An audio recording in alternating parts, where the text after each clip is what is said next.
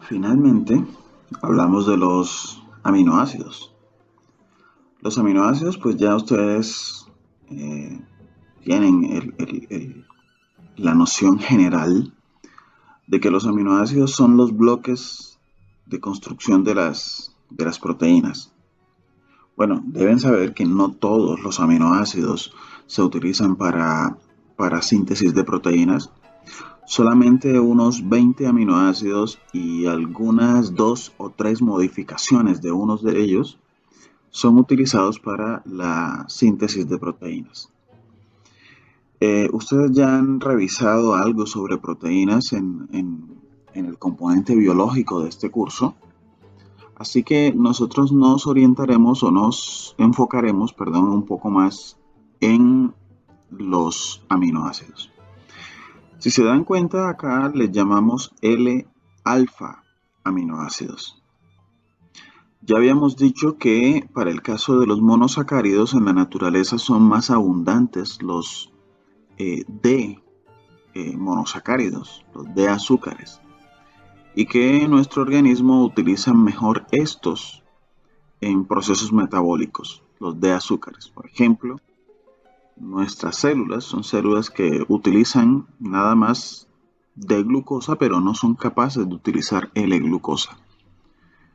Es decir, hay una estereoespecificidad en los procesos biológicos que se dan a cabo en nuestras células, no solamente en células humanas, en células en general. Los aminoácidos, pues es también el caso, porque los aminoácidos que se utilizan para la síntesis de proteínas son solo L aminoácidos, con excepción del más sencillo de ellos, que es la glicina, que no es quiral. ¿Sí? Recuerden que esta isomería D o L corresponde pues a la quiralidad. Es un tipo de estereoisomería óptica. ¿Sí? Recuerden todo aquel tema de, de la proyección en el espejo y demás, ¿no? Entonces, expliquemos acá, pues como les decía, miren que este carbono que acá estamos denominando carbono alfa es un carbono quiral, porque es un carbono sp3 que va a tener 4 enlaces con grupos químicos distintos. Por acá el grupo amino, por acá el grupo carboxilo, por acá un hidrógeno y por acá una cadena lateral, pues que va a tener distintas características, ¿sí? Y es la que le va a dar, digamos, la identidad al L-alfa aminoácido del cual estemos hablando. Como les decía, en la glicina este grupo R es hidrógeno, por lo tanto estos dos grupos van a ser iguales y por lo tanto no va a ser quiral. Pero todos los demás, los otros 19 aminoácidos proteinogénicos, así como así se les llama a los que constituyen las proteínas, todos van a ser quirales y todos pues van entonces a tener eh, esta, esta propiedad pues, de tener estereoisómeros. Sin embargo, como les digo, los importantes para el caso de las proteínas son los L. ¿Sí? Recordemos pues que por ser sp3 va a haber entonces una estructura tetraédrica en los aminoácidos alrededor de este carbono quiral o también llamado carbono alfa. ¿Sí? Se le denomina más bien carbono alfa y sus propiedades o una de sus propiedades es que es un carbono quiral.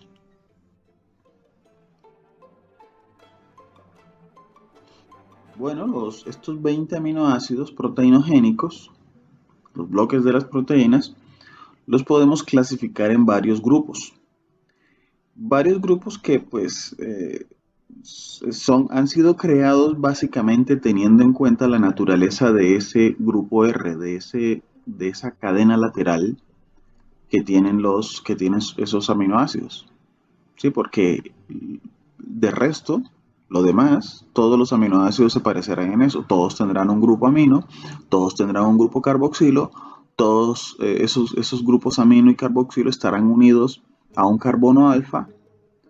Entonces eso siempre será lo mismo. Lo que distinguirá a uno de otro será su cadena lateral. Entonces en ese sentido nosotros vamos a encontrar aminoácidos no polares, pero no polares no porque el aminoácido sea no polar, porque fíjense, con un grupo amino y un grupo carboxilo, todos los aminoácidos van a tener polaridad. Sin embargo, estamos hablando de los grupos R, de las cadenas laterales. Entonces, algunos se clasificarán como aminoácidos no polares, pues porque tendrán grupos R alifáticos. Es decir, grupos R donde solamente habrá carbono e hidrógeno. Tendremos aminoácidos polares no cargados.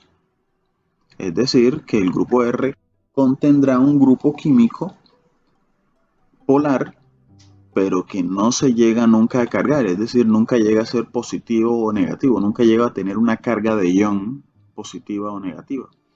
Un ejemplo de estos polares no cargados son los aminoácidos que en su grupo R tienen grupos hidroxilos. Los aminoácidos cargados negativamente, ¿sí? O con grupos R cargados negativamente, que se darán ustedes cuenta que son esencialmente los aminoácidos ácidos, o sea, los aminoácidos que tienen grupos ácidos. Y están los aminoácidos básicos, aminoácidos que tienen grupos básicos y que por ende estarán cargados positivamente. ¿Sí? Y por ahí encontraremos al final aminoácidos aromáticos, aminoácidos que tienen grupos R aromáticos o que tienen sí, anillos aromáticos en su cadena lateral. Entonces así los clasificaremos y los mostraremos a continuación.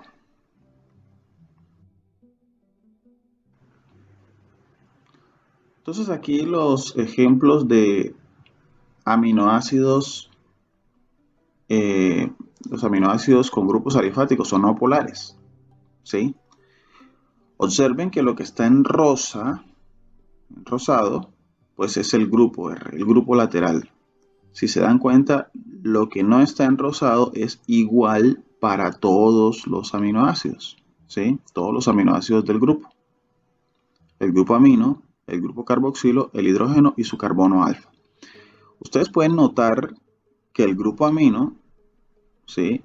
Lo ponen cargado. Un grupo amino, pues, es NH2, o sería NH2, pero aquí se está escribiendo, pues, su característica, o se está describiendo su característica de grupo básico al adicionarle un hidrógeno, un protón, es decir, está cargado.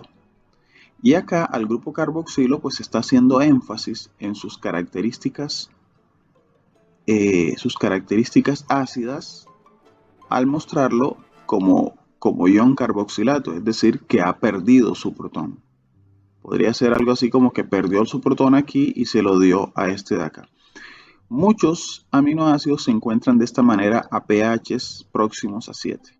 ¿Sí? Ya luego estaremos hablando de las características ácido-base de los aminoácidos y en particular pues de las cargas que ellos adquieren.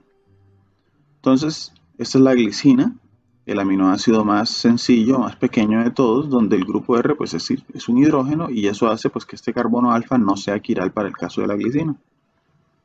Y los demás, pues observen ustedes puros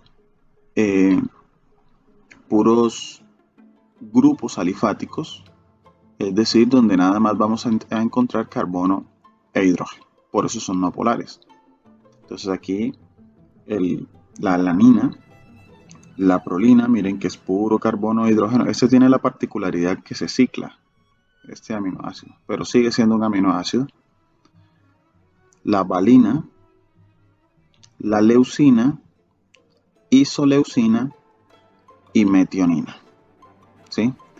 La metionina entra dentro de este grupo de los no polares a pesar de que tiene un átomo diferente, tiene un átomo de azufre, ¿sí? Eso, digamos, lo separaría un poco del hecho de ser nada más un grupo alifático. También tiene azufre, sería un aminoácido azufrado o sulfurado, pero se pone en este grupo porque pues esencialmente es no polar. Este grupo prácticamente este átomo no le aporta ninguna polaridad a este grupo, por lo tanto se deja acá con los no polares. Van a encontrar ustedes en distintos libros que estas clasificaciones a veces tienen algunas excepciones o cambian un poco los criterios por los cuales se clasifican. Nosotros simplemente, así se los digo así, simplemente hemos escogido una y ya, una forma de clasificarlos y ya, ¿sí? Pero sí pueden encontrar algunas diferencias entre libro y libro.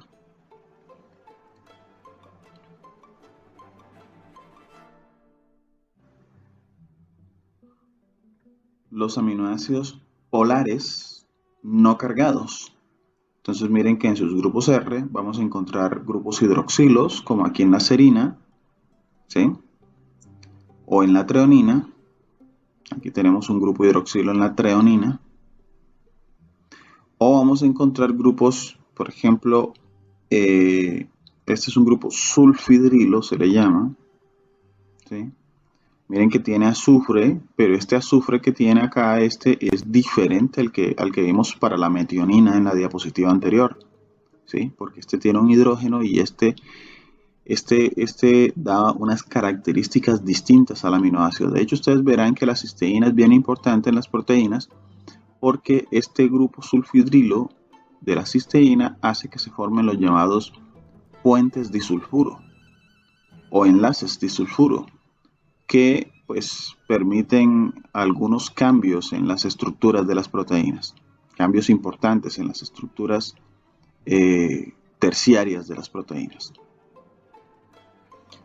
Tenemos la asparagina y tenemos la glutamina. Bueno, por favor, vayan identificando de una vez los grupos funcionales que se encuentran en esos grupos R, ¿sí? Esto, miren, por ejemplo, es una amida. No sé si lo observan, una amida. Y las amidas son, recuerden, derivados de los ácidos carboxílicos, ¿sí?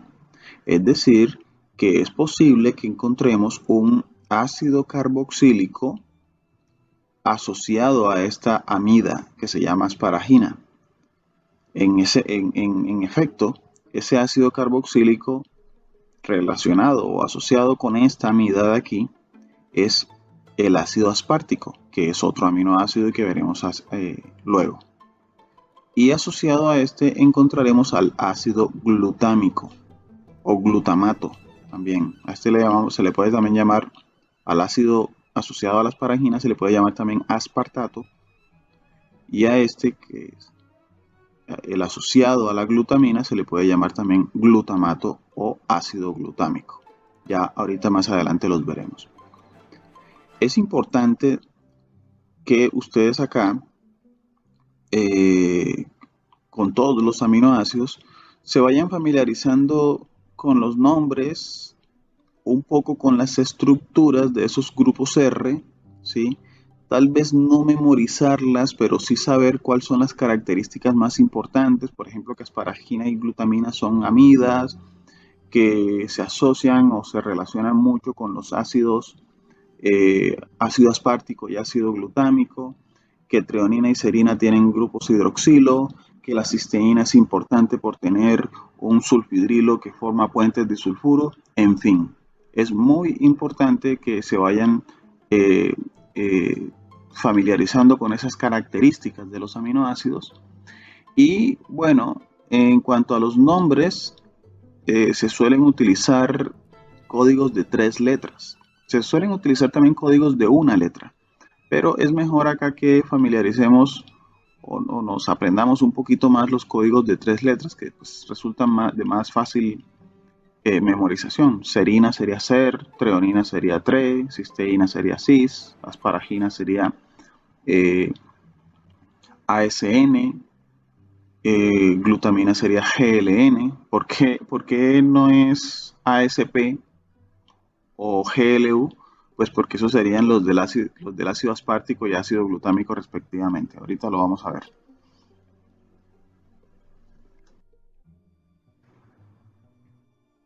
Efectivamente, aquí están el ácido aspartico o aspartato y el ácido glutámico o glutamato. Miren que el grupo R se parece con la simple excepción de que acá en las paraginas ustedes encuentran un NH2 al final, propio de los grupos amida, mientras que aquí no, aquí simplemente es el grupo carboxilo propio de los ácidos.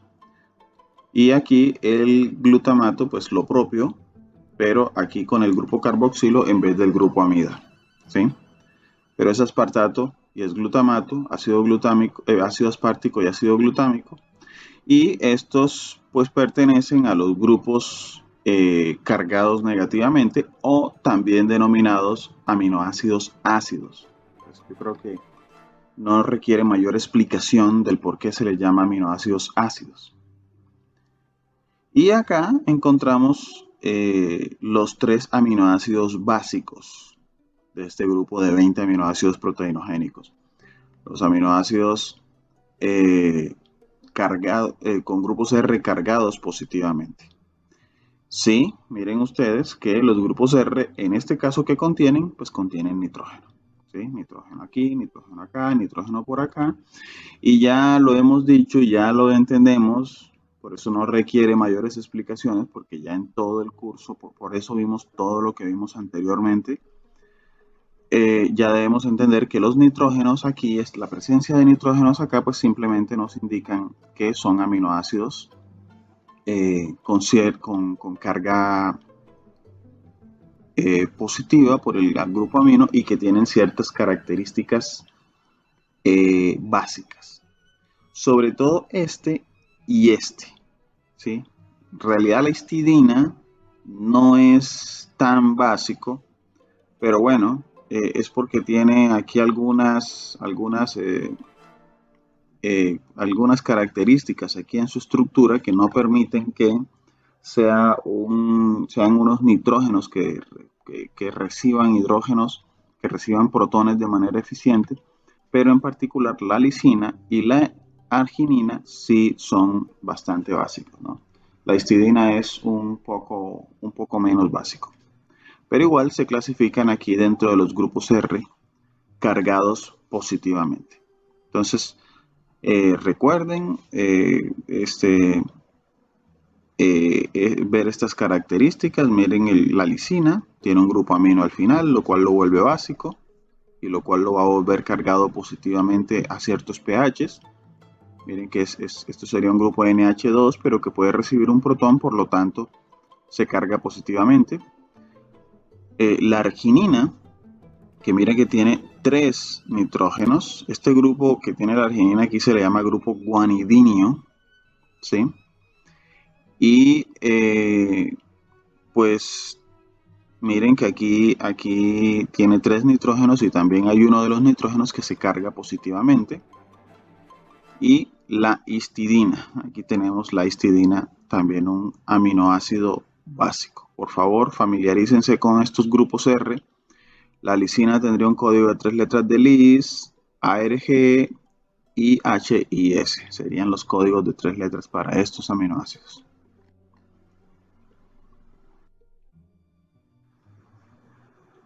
Y los aminoácidos aromáticos, o con grupos R aromáticos.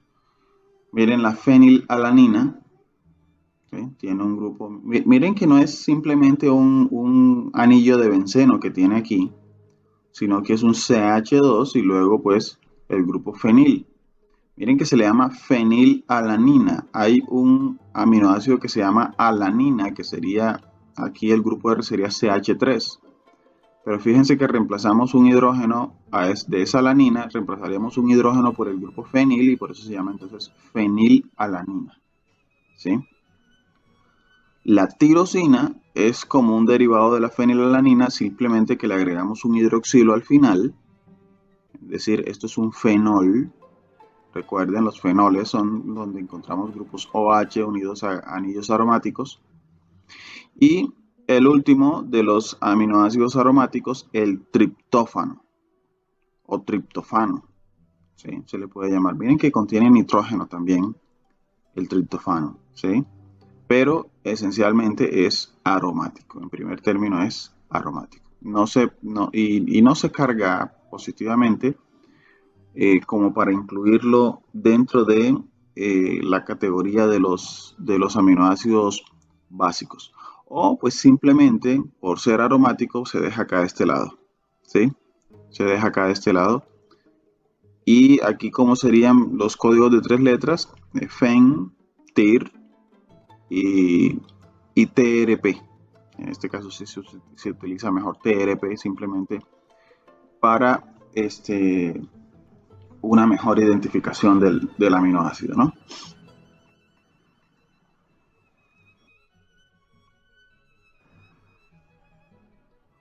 Ok, llegamos entonces a la parte de química ácido-base. Les cuento algo, en cursos de bioquímica que yo he dirigido anteriormente, donde se comienza por la bioquímica en primer semestre, es decir, sin ver un curso básico de biociencias, por ejemplo, con todos los aspectos en química que yo les he contado en este semestre. Esta parte de química ácido-base de los aminoácidos resulta súper complicada, muy, muy complicada, pues precisamente porque no hay esos elementos fundamentales para entender esto. Afortunadamente, pues nosotros esto lo estamos viendo ya para el final del curso, de un curso donde hemos hablado, digamos, hasta el cansancio de esto, de la química ácido-base. Entonces, notarán ustedes que aquí hablamos de pH, hablamos de cargas eléctricas de los aminoácidos. Miren que hablamos de equilibrio, ¿sí? Porque aquí tenemos nuestros procesos reversibles de equilibrio químico. Y miren que es un equilibrio químico ácido-base, pues porque entre especie y especie precisamente lo que los separa es un protón. Es decir, esto de aquí sería un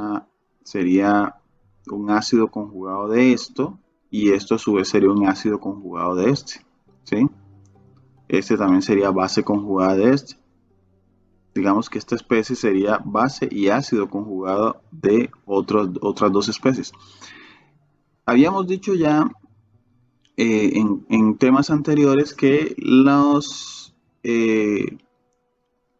aminoácidos pueden llegar a formar soluciones amortiguadoras, precisamente por estos equilibrios que estamos viendo acá.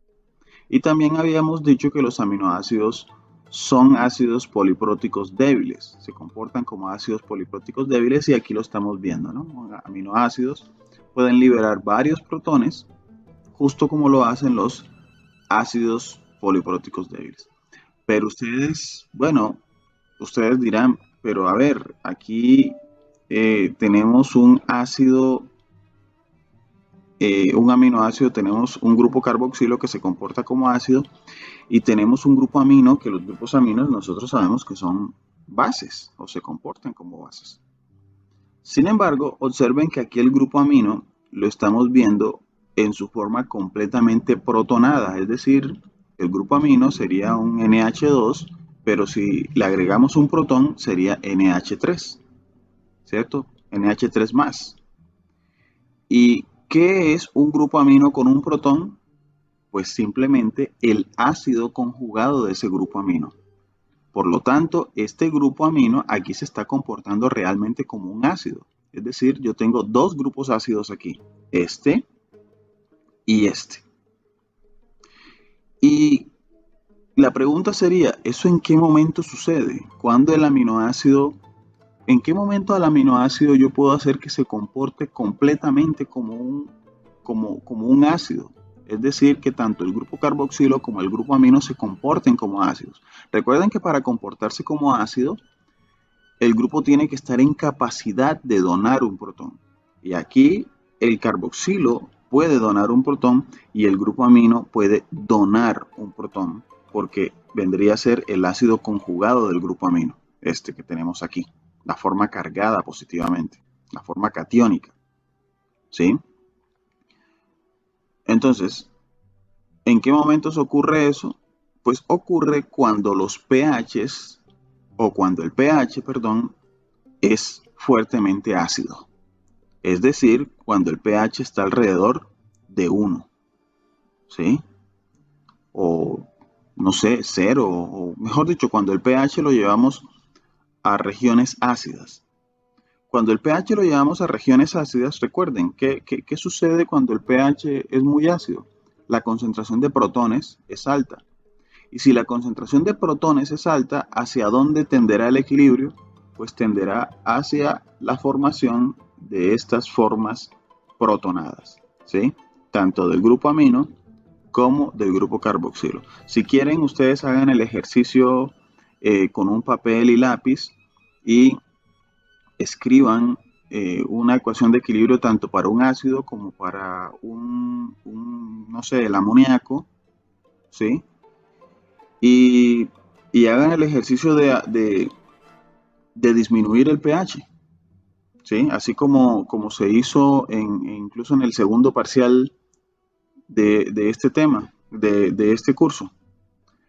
Y verán que cuando se disminuye el pH, siempre van a formarse o siempre va a haber mayor tendencia a que se formen estas especies. En el caso de los carboxílicos, la especie con el hidrógeno, y en el caso del grupo amino o del amoníaco, la especie protonada, que para el amoníaco sería NH4+, el ion amonio, ¿sí? Entonces, hagan el ejercicio y se darán cuenta que siempre a pHs bajos vamos a tener estas dos especies. Entonces, mejor dicho, vamos a tenerlas en formas de ácidos, los ácidos conjugados. Y que luego, en la medida que vamos aumentando el pH, entonces los protones van siendo liberados de estos ácidos conjugados. ¿Quién los libera primero? Pues liberará primero el ácido más fuerte. En este caso, el ácido más fuerte va a ser el grupo carboxilo. Es el que primero libera su protón. Aquí lo vemos, ¿sí? ¿Cómo sé yo que el grupo carboxilo, en este caso, es un ácido más fuerte que el ácido conjugado grupo amino? ¿Cómo sé yo que lo es? ¿Cómo es que sé que un ácido es más fuerte que otro? Pues sí, naturalmente, con el valor de la constante de ionización. Eso ya ustedes también lo saben, eso ya lo explicamos. Y en particular aquí nos interesa mejor hablarlo en términos del pK sub A, ¿sí? En términos del pK sub A. Entonces, el carboxilo, ahorita profundizaremos en eso, entonces es el carboxilo quien primero libera su protón porque tiene un pK sub A más bajo. ¿Por qué tiene un pK sub A más bajo? Pues porque es un ácido más fuerte. Y luego el grupo amino, en este caso, será el que donará el protón y miren que ahora quedará en la forma desprotonada, en la forma de base conjugada, ¿sí? Ahora, noten ustedes que en la medida que esto va sucediendo, también vamos teniendo un cambio en las cargas del aminoácido. En principio, acá, cuando tenemos la forma más protonada del aminoácido, miren que la carga neta del aminoácido es +1, ¿sí? Es +1, este hidrógeno no está aportando carga aquí. Bueno, quiero decir, sí aporta carga, pero el grupo carboxilo es neutro, mientras que el grupo amino aquí sí está cargado positivamente. Luego, el primero que dona el protón es el grupo carboxilo y ahora entonces el grupo carboxilo queda con carga negativa. Ahora entonces el aminoácido tiene una carga negativa y tiene una carga positiva en la misma molécula. La carga neta es 0. Positivo y negativo me da 0. Y finalmente cuando el grupo amino dona el protón, ahora el aminoácido queda con carga neta -1. ¿Por qué? Porque ahora este quedó neutro y este quedó negativo. Entonces está en la forma aniónica, la carga neta es -1. ¿Sí? Entonces los aminoácidos, en la medida que va cambiando,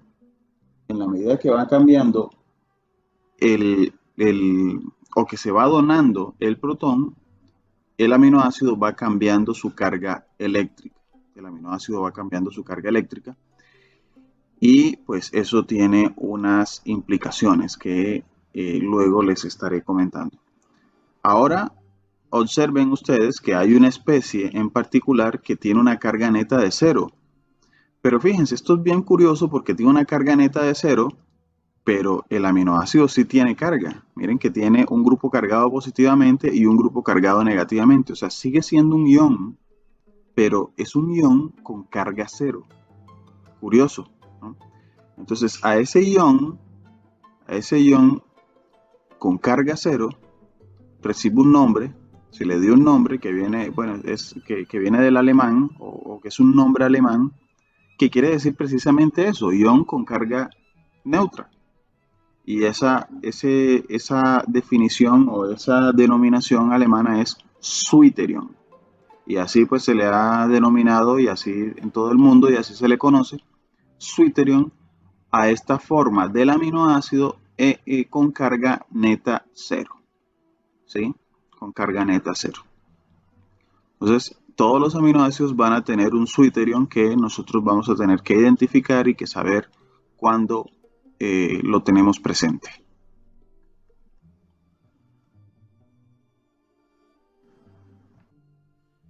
Los valores de pK sub A, entonces, que les mencionaba hace un momento, los podemos encontrar aquí en esta tabla. ¿Sí? Para la mayoría de los aminoácidos se encuentra aquí. Igual se pueden encontrar en los libros tablas donde están los valores de pK sub A para todos los aminoácidos. Entonces, miren que la alanina tiene un valor de pK sub A de 2.3 para su grupo carboxilo. Entonces, esa es la cuestión que, así como lo hayamos visto para los ácidos polipróticos en el tema de equilibrio ácido-base, van a tener diferentes equilibrios de ionización, es decir, se van a ir donando protones progresivamente y así va a ser el caso acá, pero ¿quiénes son los que donan protones acá en el aminoácido? Pues el grupo carboxilo, el grupo amino y eventualmente la cadena lateral dependiendo de la naturaleza de la cadena lateral. Por ejemplo, aquí vemos que la alanina, la glicina, que son aminoácidos no polares, no cargados, ellos pues naturalmente tienen grupos que no donan iones, que no donan protones, no se cargan. ¿Sí? Por lo tanto, aquí no tenemos un valor de pK sub A para la cadena lateral. Asimismo, para la fenilalanina, la serina, la valina y otros. ¿Sí?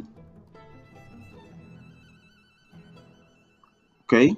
Miren que casi para todos los aminoácidos, el valor de pK sub A para el grupo carboxilo, estoy hablando del grupo carboxilo alfa carboxilo. Alfa quiere decir que es el carboxilo unido al carbono alfa. Miren que para todos ellos el pK sub A es aproximadamente de 2. Tiene un valor aproximado de 2. Y para el grupo amino, alfa amino, el valor del pK sub A es aproximadamente de 9. En algunos casos un poquito mayor. ¿Mm? Quiero que noten algo aquí. No estamos hablando, esto no es pK sub B para el grupo amino, es pK sub A. ¿Sí? Es decir, estamos considerando al grupo amino ácido. Lo estamos considerando un ácido, no lo estamos considerando una base, porque base es si no tuviera la carga positiva. ¿Sí? Recuerden que cuando tiene el protón de más es un ácido conjugado. Entonces lo estamos considerando como ácido conjugado. Claro está que es bastante débil y por eso es que su pK sub A es mayor que 7, es bastante grande. Recuerden también ustedes que estos valores de pK yo los puedo asociar con valores de pH. Fue algo que también se explicó al final del tema de equilibrio ácido-base, cuando estuvimos hablando de las soluciones amortiguadoras, que dijimos que el valor de pK sub A es aquel valor de pH en el cual nosotros encontramos ácido y base conjugada a la misma concentración. mucho cuidado con eso porque eso nos permite interpretar cosas valiosísimas acá, ¿sí? Y miren que el pKa de la cadena lateral ahora es mucho más variable, ¿sí? Claro, porque los grupos R allí son variables. Entonces miren que para el ácido aspartico es 3.9, o sea, está en el rango ácido. Para el ácido glutámico es 4.3, está en el rango ácido. La histidina les había dicho que es un aminoácido básico, o sea, cargado positivamente o que se podría cargar positivamente. Miren que tiene un pKa un poco más alto, aunque no precisamente en el rango básico. La cisteína, la tirosina, lisina y arginina. Miren que la lisina y arginina, que son los más básicos de todos, tienen los pKa más altos, de 10.8, de 12.5. ¿sí? Es decir, ellos donan sus protones a pHs bastante altos. ¿sí? Esa es la interpretación que nosotros podemos hacer con estos valores de pKa.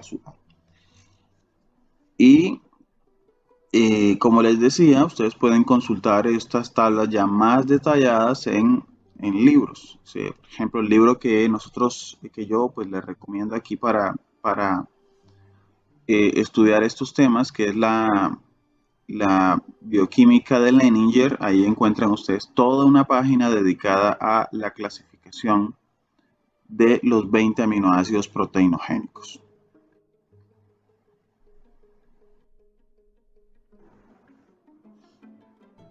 Bueno, ahora veamos ya más detenidamente, mucho más detenidamente, cómo es este tema del equilibrio químico ácido-base de los aminoácidos. Miren, tengamos como primer ejemplo la glicina, el aminoácido más sencillo de todos. Acá está la estructura de la glicina, ¿sí? Vean, recuerden, no se confundan por favor, miren que las estructuras vienen siendo igual como las hemos explicado antes, solamente que están escritas en formas ligeramente diferentes. Aquí tendríamos el carbono alfa y el grupo carboxilo y el grupo amino que están unidos al carbono alfa. Recuerden que el carbono alfa también tiene unido un hidrógeno, pero en el caso de la glicina tiene dos, ¿sí? Porque el grupo R de la glicina es hidrógeno, ¿sí? Entonces, como lo dijimos hace un momento, aquí tendríamos la glicina completamente protonada porque el pH es bajo. Miren, ¿por qué sé que el pH es bajo? Porque miren, aquí lo tengo, el pH en aproximadamente 1 y pico. Miren que esta barra de aquí, esta ordenada de aquí, ¿sí? Está indicándome el pH. Entonces el pH que estaría por debajo de 2, como 1.5 quizás, ¿sí? ¿Cómo hago yo para que el pH esté así debajo? Pues como lo indicamos aquí, miren, se le agrega H+, es decir, le agrego ácido a la solución. Le puedo agregar un ácido fuerte, puede ser ácido clorhídrico. Hago que los equivalentes de H+ se aumenten. ¿sí? Aquí está, también se puede ver, miren, equivalentes de H+ adicionados. ¿sí? Y por lo tanto el pH baja. Y entonces, ¿qué pasa? Que lo que voy a tener es un aminoácido bastante protonado o completamente protonado en su forma catiónica, es decir, en su forma de ácidos conjugados. Ácido conjugado aquí y ácido conjugado acá. ¿Qué pasa entonces cuando yo comienzo a adicionar base? Pues el pH comienza a aumentar. ¿sí? Entonces aquí el pH comienza a aumentar, aumenta y llega un punto, ¿sí? en el que el pH alcanza un valor. ¿Cuál valor? El valor del pKa del grupo que primero va a donar sus protones. Recuerden, aquí ¿quién dona primero el protón? El grupo carboxilo. Entonces el grupo carboxilo es el primero que dona el protón y eso es a un pH de alrededor de 2. Ya dijimos que los grupos carboxilo, los grupos alfa carboxilos, tienen pKa de alrededor de 2. Entonces aquí justo en este pH, en el del valor del pKa del carboxilo, allí nosotros vamos a tener este aminoácido la mitad así y la mitad así. Porque recuerden, ¿qué es lo que significa pK sub A? El pH en el cual ácido y base conjugada se encuentran en igual concentración. Otra manera de decir eso es que este carboxilo va a estar ionizado a la mitad, ¿sí? Va a estar ionizado a la mitad. Si está ionizado a la mitad, entonces a ese pH la concentración de esto será igual a la concentración de esto, ¿sí? Ok. Seguimos aumentando el pH, ¿cómo? Aumentando la concentración de hidroxilo, ¿cómo? Eso podemos hacerlo adicionando una base, por ejemplo, puede ser hidróxido de sodio que adicionemos. Seguimos y llegamos a un punto, ¿sí? Un punto que se llama punto isoeléctrico, ¿sí? Este punto isoeléctrico es un punto en el que alcanzamos la forma que ya describimos hace un momento, que se llama como Zwitterion, ¿sí? En este punto isoeléctrico, ese va a ser el pH al cual existe en una forma del 100% esta forma eléctricamente neutra que llamamos Zwitterion, ¿sí? ¿Sí? Fíjense que aquí ya todo el grupo carboxilo ha donado su protón y ya ahora él todo completamente se va a encontrar en esta forma de grupo carboxilo cargado negativamente. O sea, todo el 100% del grupo carboxilo se ha ionizado a esta forma de acá, ¿sí? Por lo tanto, ahora la carga eléctrica del aminoácido es cero, pero no porque no tenga carga, sino porque las cargas de grupo carboxilo y de grupo amino se equilibran, se igualan o se anulan, ¿sí? Se neutralizan. Entonces aquí tenemos que el Zwitterion lo encontramos a un pH intermedio entre el pK sub A2 y el pK sub A1 que llamamos punto isoeléctrico, ¿sí? ¿Qué pasa ahora si seguimos añadiendo hidroxilo? Es decir, si seguimos aumentando el pH. Entonces, luego nos vamos dirigiendo a esta forma de acá, ¿sí?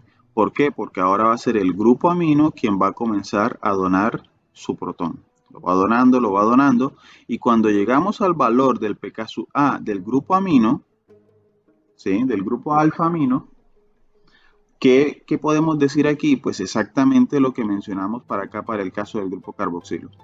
A este valor de pK sub A, que miren que es aproximadamente 10 o un poquito más allá de 9, a ese valor de pK sub A, o mejor dicho, a ese valor de pH, perdón, es donde vamos a encontrar 50% del grupo amino así y 50% así. Es decir, allí vamos a encontrar que la concentración de este y la concentración de este son iguales. Eso ya lo vimos, repito, en el tema anterior, en el tema de química ácido-base, equilibrio ácido-base. El valor de pK sub A para un ácido determinado nos está indicando que a ese pH se va a encontrar igual la concentración del ácido y de la base conjugada. ¿Quién sería el ácido conjugado aquí? Este. ¿Quién sería la base conjugada acá? Este. ¿Sí? Por lo tanto, eso es lo mismo de decir que a este pH, a este valor de pH, yo tengo 50% de esta forma y 50% de esta forma, ¿sí? Está ionizado a la mitad.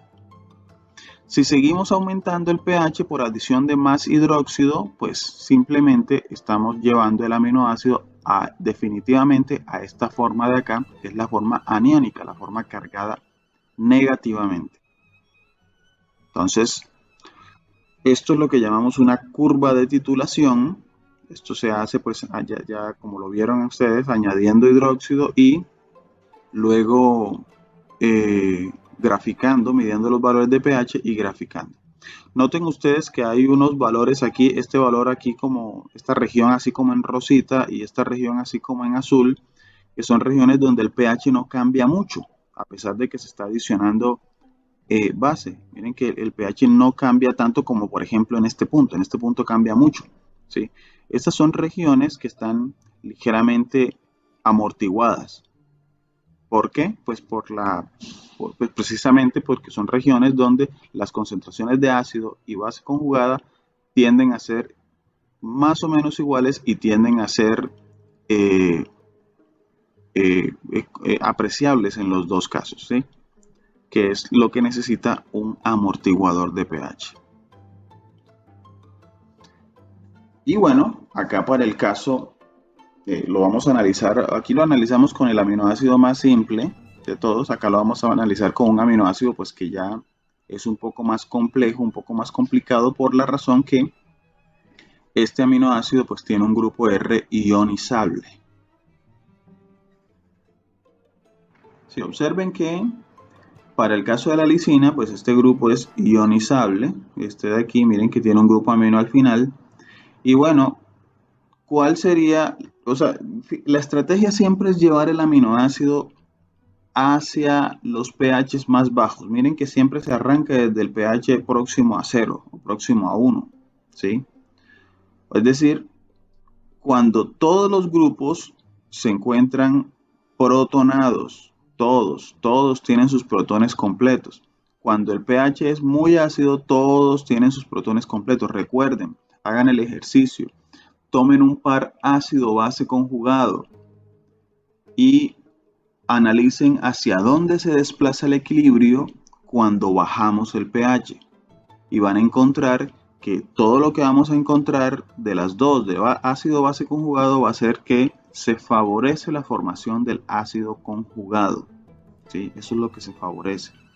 Entonces por eso es que estos aminoácidos a pH bajos los vamos a encontrar así, con sus grupos aminos cargados positivamente y con sus grupos carboxilos con su protón. Listo, entonces, ¿cuál sería la carga de la lisina aquí en este caso? Miren que ahora tengo dos grupos cargados positivamente, ¿sí? Mientras que el grupo carboxilo es neutro. Dos grupos cargados positivamente, pues eso me da una carga neta de +2. Si yo comienzo a aumentar el pH, ¿cómo aumento el pH? Digamos, adicionando base, hidróxido, pues naturalmente el pH comienza a aumentar, ¿sí? Comienza a aumentar hasta que llego al valor del pKa del primer grupo que dona su protón. ¿Cuál es ese? Este de aquí, ¿sí? El grupo carboxilo. Entonces, ¿qué es lo que quiere decir ese valor de pH? El pKa del grupo carboxilo, que a ese pH yo voy a tener un 50% de esta especie y un 50% de esta especie. ¿Por qué? Porque recuerden que esa es la definición exactamente de pKa, ¿sí? Concentración igual de este y concentración igual de este. La ionización va a estar al 50%. Seguimos aumentando el pH por adición de hidróxido. Sigue aumentando el pH, sigue aumentando el pH. Miren que aquí aumenta de manera abrupta, ¿sí? Y llegamos a una especie que tiene una carga de +1. ¿Por qué tiene una carga de +1? Pues porque ahora el carboxilo tiene carga negativa, ¿sí? Entonces, aquí el carboxilo tiene carga negativa y tengo dos cargas positivas. Eso me da una carga neta de +1, ¿sí?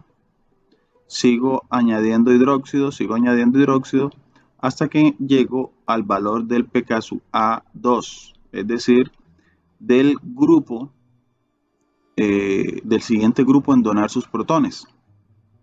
Ese es un valor de aquí de aproximadamente, bueno, más o menos 9, que es sí, precisamente el del grupo amino, el de este. Miren que ahora aquí está el amino protonado, acá ya no está protonado, ¿sí?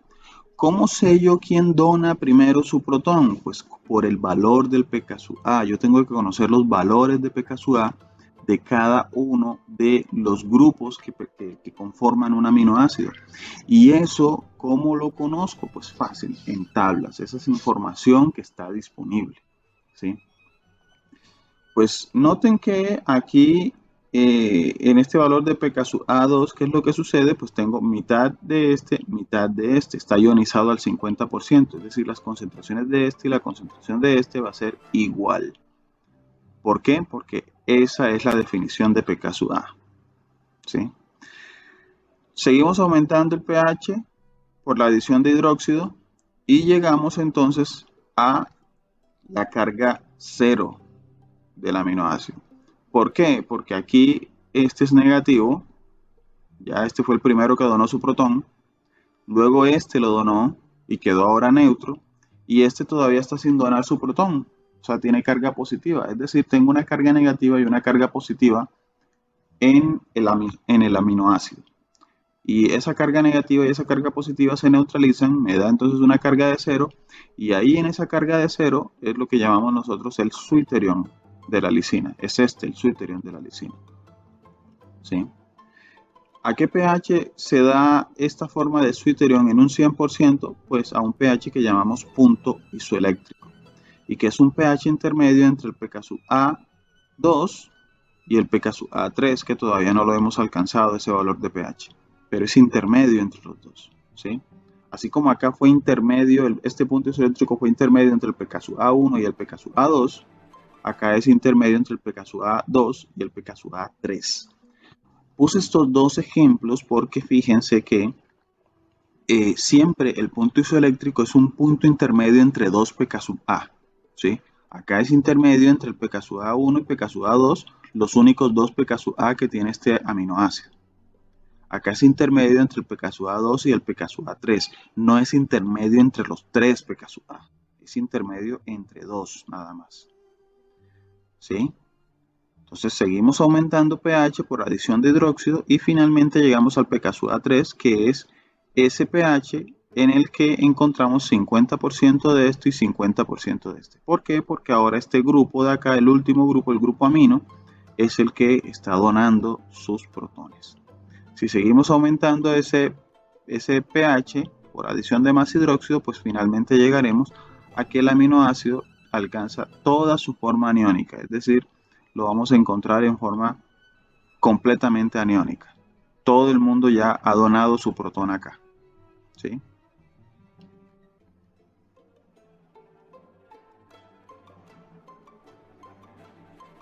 ¿Cómo se calcula entonces el punto isoeléctrico? Pues ya ustedes se dieron cuenta que los puntos isoeléctricos son valores de pH intermedios a dos valores de pK sub A, ¿sí?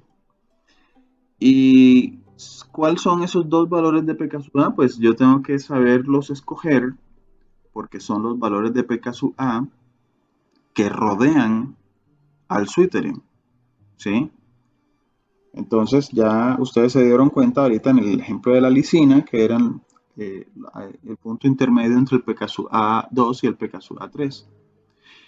¿Y cómo hallo yo ese punto intermedio? Pues simplemente, miren, es una ecuación muy sencilla, es un promedio. Si es un punto intermedio, pues tengo que hallarlo como un promedio. En este caso, sumo los dos valores de pK sub A implicados y los divido entre dos y ya está. Así de simple. Es una ecuación súper sencilla y debería ser súper sencillo de entender.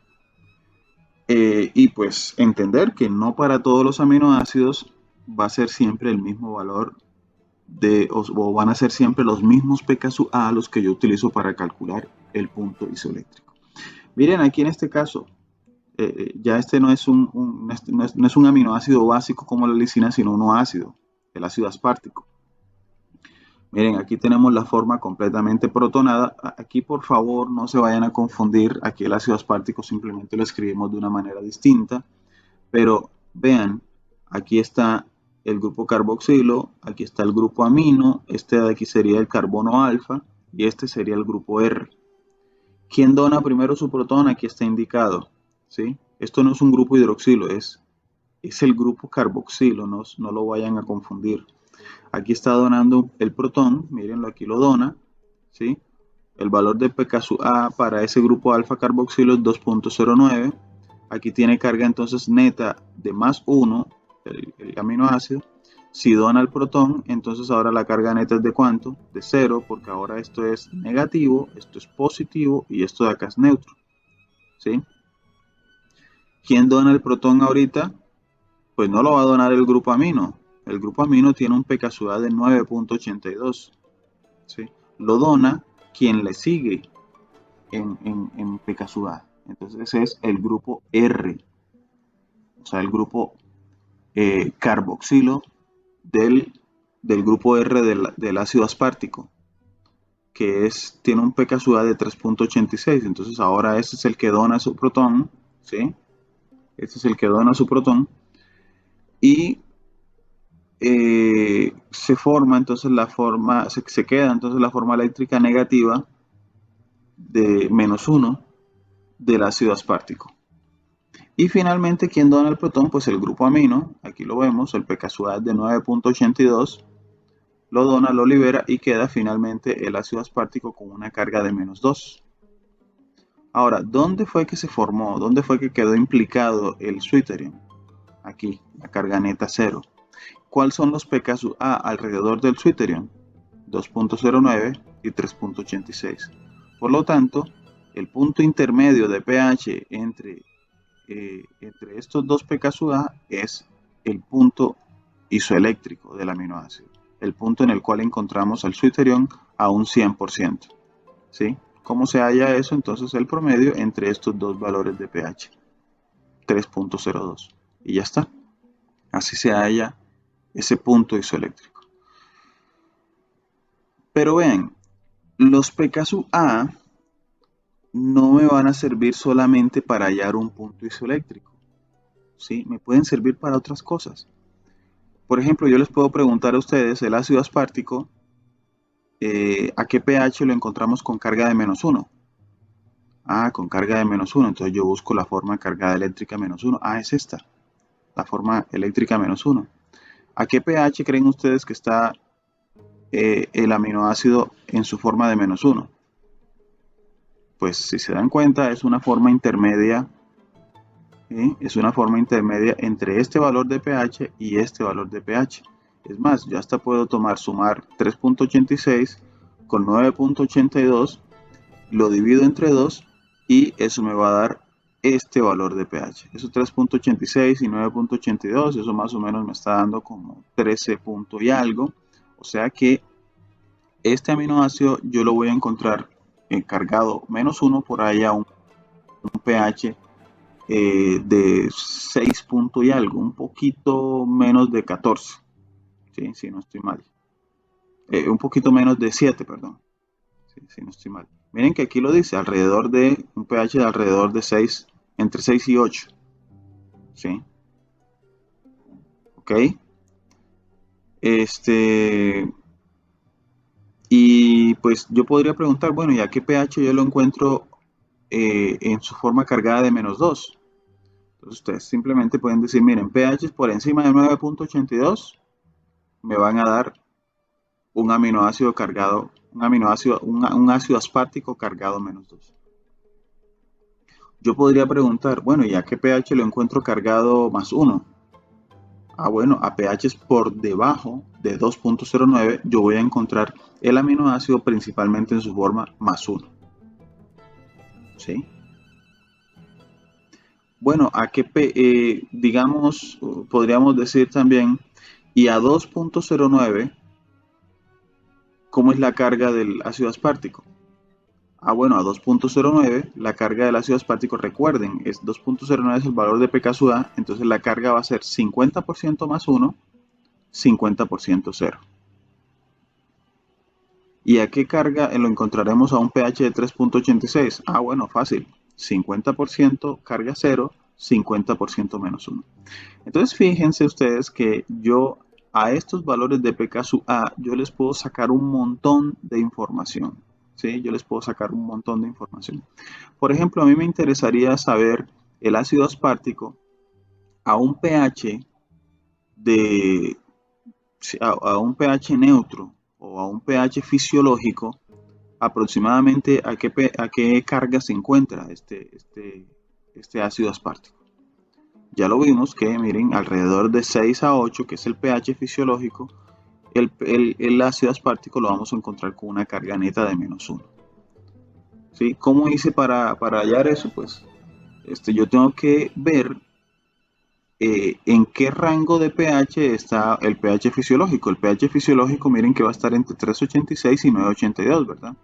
O sea que aproximadamente la carga del aspartico va a ser de -1 para ese pH. ¿Sí? Ya habíamos dicho que entre 3,86 y 9,82 se encuentra la carga -1 del ácido aspartico. Entonces, se pueden sacar mucha información a partir de estos equilibrios de ionización y de los valores de pK sub A. Pero es importante que nosotros sepamos escribir estos equilibrios con base en todo lo que hasta el momento se les ha indicado, se les ha enseñado.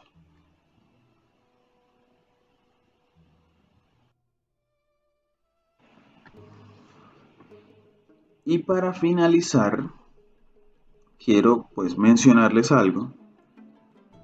Los aminoácidos entonces tienen grupos aminos y tienen grupos carboxilos. Los dos, mínimamente, pues vamos a tener grupo carboxilo y amino, dos, uno de cada uno, unidos a un carbono llamado alfa. Esa es una característica importante. Pero recuerden, ¿qué es lo que pasa cuando un carboxilo reacciona con un amino? Eso sí fue del tema anterior, de finales del tema anterior, cuando hablábamos de los derivados de los ácidos carboxílicos. Eso me da un grupo funcional o una función química llamada amida. Carboxilo, grupo, ácido carboxílico reaccionando con una amina. ¿Sí? Y esa función amida pues da un grupo funcional que se llama enlace amida. Está aquí, ¿no? Hay salida de agua y ese carbono se une con ese grupo amino. Y bueno, resulta que en los aminoácidos ese enlace amida que se forma le llamamos enlace peptídico. El enlace peptídico no es nada más que un enlace amida que se forma entre un carboxilo y una amina, sino pues que carboxilo se encuentra en un aminoácido y amina se encuentra en el aminoácido siguiente.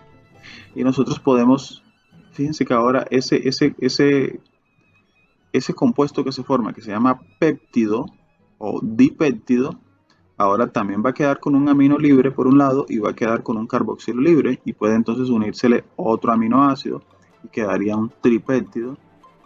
Y así podemos nosotros seguir haciendo eso y finalmente llegamos a formar polipéptidos como las proteínas. ¿Sí? No, ojo que no estoy indicando aquí el mecanismo real por el cual se forma ese enlace peptídico, que en las proteínas eso es un proceso que se da en los ribosomas, en el retículo endoplásmico rugoso, y pues es un proceso que llamamos traducción y es enzimático y es mucho más complejo, pero aquí lo estamos, digamos, indicando de manera simplificada solo para reconocer el enlace peptídico y para reconocer que el enlace peptídico es realmente un enlace amida. Ese enlace peptídico pues tiene unas características muy especiales. El enlace peptídico, eh, aquí lo observamos. Miren, este vendría a ser el enlace peptídico. El enlace peptídico, como tiene aquí un doble enlace, resulta que el enlace peptídico resuena. Recuerden lo que es resonancia. Ya nosotros estuvimos hablando de lo que es resonancia cuando vimos los grupos aromáticos en la clase de química orgánica. La resonancia es pues un movimiento de estos electrones pi. Recuerden que todo doble enlace tiene un enlace sigma y un enlace pi. Entonces los electrones que están en el enlace pi se pueden mover, pueden resonar a enlaces vecinos, ¿sí? Entonces este en particular puede resonar acá a este lado, así como se indica aquí esta figura. Y pues me queda una estructura, una forma de resonancia donde ahora tengo también un doble enlace acá, en el enlace peptídico. Entonces el enlace peptídico en algunos momentos puede llegar a tener forma de doble enlace. De hecho, el 40% del tiempo el enlace peptídico está en forma de doble enlace. Y bueno, ¿y cómo son los dobles enlaces? Recuerden ustedes que los dobles enlaces, ¿cómo es la geometría de ellos? Es una geometría plana, ¿sí? Por lo tanto, los enlaces peptídicos se comportan o a veces adquieren una geometría plana. Es decir, todo esto que vemos aquí, en algunas ocasiones, pues es un plano. El 40% del tiempo está como un plano. Entonces, una proteína yo la puedo ver ahora como una secuencia de planos. Miren que esto es lo que se repite en una proteína, ¿no? Entonces yo tengo un plano, carbono alfa, plano, carbono alfa, plano, carbono alfa. Siempre voy a tener ese plano presente que se está repitiendo. Y esa secuencia de planos es lo que me explica los diferentes niveles de estructuración en las proteínas. Y en particular, el nivel secundario de estructuración. Estos planos es lo que me da lugar a aquellas estructuras que ustedes ya seguramente vieron en el componente biológico de este curso, la estructura eh, alfa helicoidal o la estructura beta laminar. Y por ahí pues llegamos a las estructuras terciarias que ya todos conocemos. Esos niveles de estructuración ya ustedes los vieron allá, no los vamos a repetir nosotros aquí, pero sí a mencionarles que esos niveles de estructuración se obtienen o dependen de las características planas del enlace peptídico y que son planas, ¿sí? ¿Por qué? Por ese carácter de doble enlace que tiene el enlace peptídico. Ese carácter parcial, porque no es completamente, sino del 40%, ese carácter parcial de doble enlace que tiene el enlace peptídico.